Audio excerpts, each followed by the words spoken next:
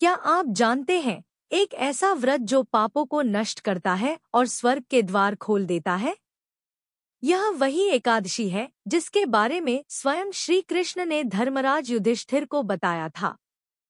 एक बार की बात है, धर्मराज युधिष्ठिर ने भगवान श्री कृष्ण से पूछा, हे जनार्दन, कृपया मुझे बताइए कि ज्येष्ठ मास के कृष्ण पक्ष की एकादशी का क्या नाम है, उसकी महिमा क्या है और उसका व्रत कैसे किया जाता है।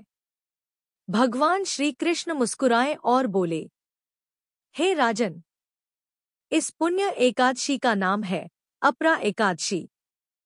यह व्रत सारे पापों को दूर करने वाला, पुण्य देने वाला और मुक्ति का द्वार खोलने वाला है।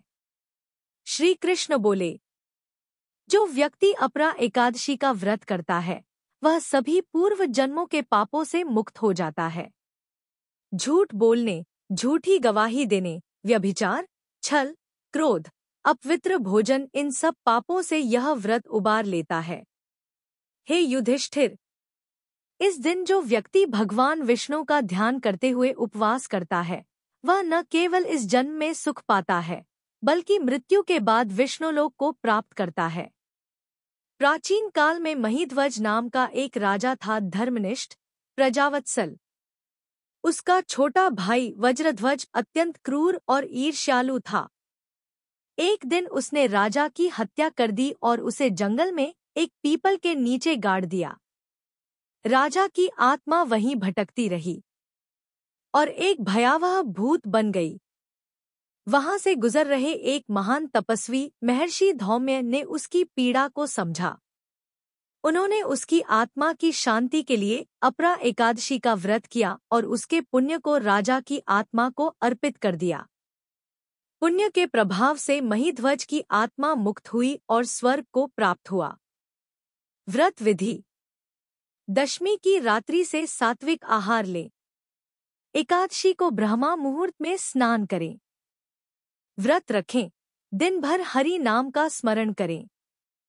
रात्रि को जागरण करें। द्वादशी को ब्राह्मणों को भोजन कराकर पारण करें। व्रत के लाभ: पाप नाश, पूर्व जन्म के दोषों से मुक्ति, यश, कीर्ति और सुख, मृत्यु के बाद विष्णु लोक की प्राप्ति, मोक्ष की प्राप्ति। श्री कृष्ण बोले, हे युधिष्ठिर, इस व्रत को करने से हजारों अश्वमेध यज्ञों के बराबर फल मिलता है। जो इसका श्रवण मात्र करता है वह भी पुण्य का भागी बनता है। तो प्रिय दर्शकों, इस अपरा एकादशी पर आप भी इस पवित्र व्रत को करें। अपने जीवन से पापों का बोझ हटाएं और भगवान विष्णु की कृपा पाएं। अगर आपको ये व्रत कथा भावपूर्ण लगी हो तो इस वीडियो को लाइक करें, कमेंट करें, अपने मित्रों और परिवार के साथ शेयर करें।